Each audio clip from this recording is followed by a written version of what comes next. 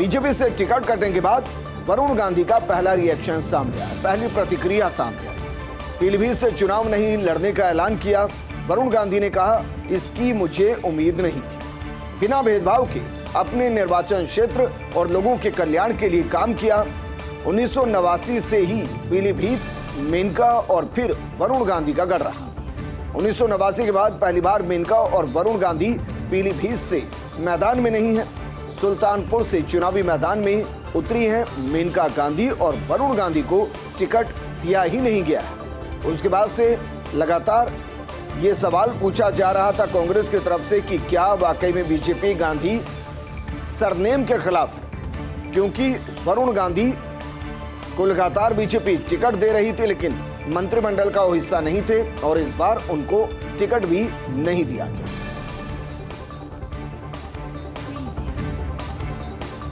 वहीं कांग्रेस नेता और प्रवक्ता सुप्रिया श्रीनेत को नोटिस दिया गया है। कंगना रनौत पर बयान को लेकर श्रीनेत को नोटिस दिया गया है। चुनाव आचार संहिता उल्लंघन के मामले में नोटिस जारी किया गया है। चुनाव आयोग ने 29 मार्च शाम 5 बजे तक जवाब देने को कहा है।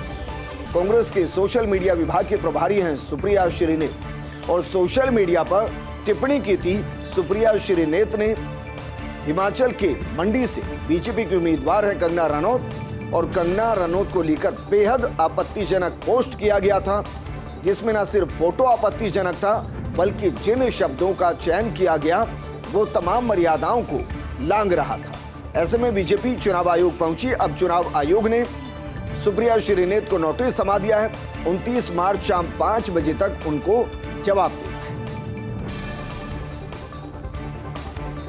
वहीं जितिन प्रसाद ने दाखिल किया नामांकन। पीलीभीत से बीजेपी के लोकसभा उम्मीदवार हैं जितिन प्रसाद और ये कहा जा सकता है कि मेनका गांधी या वरुण गांधी की जो विरासत पीलीभीत में चली आ रही थी उस पर अब बीजेपी ने जितिन प्रसाद की मोहर लगाने की तैयारी की। वरुण गांधी की जगह जितिन प्रसाद को मैदान में उतारा गया है। नामांकन के बाद जितिन प्रसाद ने कहा, पीलीभीत से लोकसभा चुनाव का उम्मीदवार होना मेरे लिए सम्मान की बात है। प्रधानमंत्री मोदी और मुख्यमंत्री योगी आदित्यनाथ के ट्रैक रिकॉर्ड के कारण बीजेपी सरकार बनाएगी। मंडी से लोकसभा चुनाव नहीं लड़ेंगी प्रतिभा सिंह। सांसद प्रतिभा सिंह ने कहा, पार्टी आलाकमान को मैंने अपनी बात कह दी है। कंगना पर बयान को लेकर कहने से इनकार किया। फिलहाल मंडी से सांसद हैं प्रतिभा सिंह, जबकि बीजेपी ने मंडी से कंगना रनौत को टिकट दिया है और ऐसा माना जा रहा था कि कांग्रेस की तरफ से प्रतिभा सिंह यहां से एक बार फिर से मैदान में हो सकती हैं, लेकिन उन्होंने साफ तौर पर, स्पष्ट तौर पर चुनाव लड़ने से इनकार कर दिया है। हालांकि जब वहां चुनाव हुए थे विधानसभा के तो मुख्यमंत्री के चेहरों में वो प्रबल दावेदार थी, लेकिन वो मुख्यमंत्री बन नहीं पाई। हो सकता है कि वहां की लोकल सियासत में खुद को और ज्यादा एक्टिव करना चाहती हो और इसलिए लोकसभा का चुनाव लड़ने से इनकार कर रही है। नेशनल हाईवेज पर सफर करना अब और ज्यादा महंगा होगा। हाईवे के टोल दरों में 10 से 30 रुपए तक की बढ़ोतरी हो सकती है। अनुबंध शर्तों के मुताबिक टोल दरों में वृद्धि प्रस्तावित है। इस दौरान कार, जीप और LMV 10 रुपए, ट्रक, बस 20 रुपए, भारी वाहनों पर 30 रुपए तक की टोल दरों में वृद्धि प्रस्तावित है। चुनाव आचार संहिता के चलते मोर्च को लेना है फैसला। प्रस्ताव मंजूर हुआ तो 31 मार्च मध्य रात्रि से नई दरें लागू होंगी, या कहिए कि नए फाइनेंशियल ईयर में आम जनता की जेब पर एक और भार पड़ने वाला है जो नेशनल हाईवे का इस्तेमाल करते हैं, और अगर वो छोटे वाहन इस्तेमाल करते हैं तो 10 रुपए हर टोल पर बढ़ोतरी हो सकती है। वहीं प्रदेश में कुल 95 नेशनल हाईवेज के टोल प्लाजा हैं। जयपुर सीकर दिल्ली हाईवे के टोल की दरें बढ़ सकती है। कुछ टोल प्लाजा पर 1 जुलाई से टोल की दरें बढ़ सकती है। वहीं रेल यात्रियों के लिए जरूरी खबर, जुलाई में से ट्रेनों का नया शेड्यूल जारी होगा। जुलाई से बदल जाएगा ट्रेनों के संचालन का समय। उत्तर पश्चिम रेलवे सहित देश भर में बदलाव की तैयारी। Inter railway time table conference में फैसला होगा। 10 से 12 अप्रैल को जयपुर में आयोजित होगी कॉन्फ्रेंस। इस दौरान ट्रेनों के शेड्यूल, नई ट्रेन शुरू करने पर बात होगी। तो वहीं ट्रेनों की स्पीड बढ़ाने के लिए भी कॉन्फ्रेंस में चर्चा होने वाली है। वहीं केजरीवाल को लेकर अमेरिका ने जिस तरीके से टिप्पणी की, उसके बाद से भारत नाराज है। अमेरिका की टिप्पणी पर भारत ने अपनी नाराजगी स्पष्ट तौर पर जाहिर की।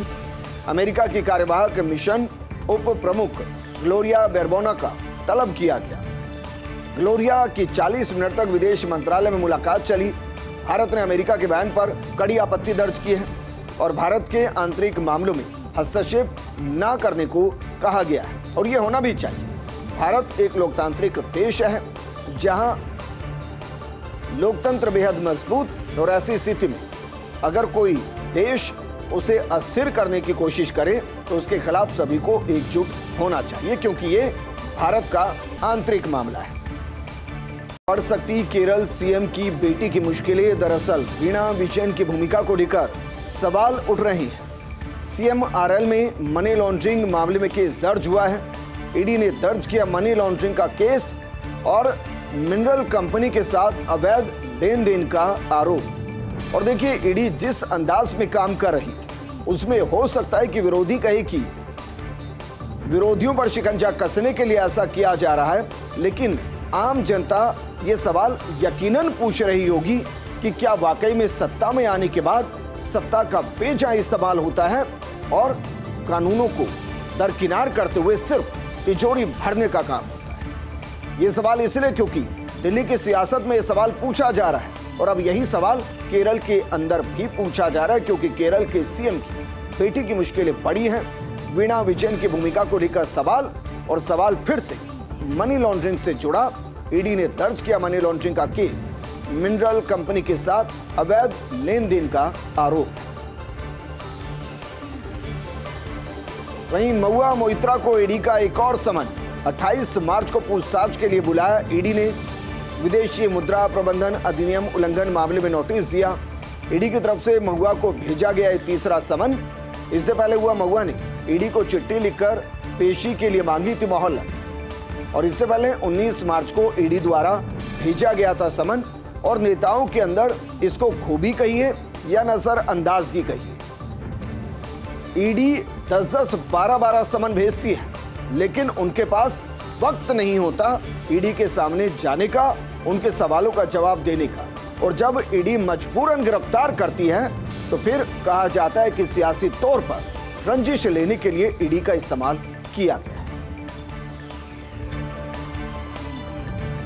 वहीं प्रथम चरण के लोकसभा चुनाव की नामांकन प्रक्रिया संपन्न हो गई है। जयपुर और जयपुर ग्रामीण लोकसभा निर्वाचन क्षेत्र की नामांकन प्रक्रिया संपन्न हुई। जयपुर शहर लोकसभा क्षेत्र के लिए जारी किए गए 48 नामांकन पत्र, 16 उम्मीदवारों ने 24 नामांकन पत्र दाखिल किए।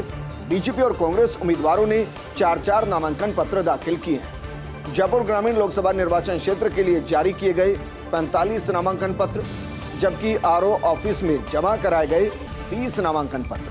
कांग्रेस और बीजेपी उम्मीदवारों ने भरे 4-4 नामांकन पत्र।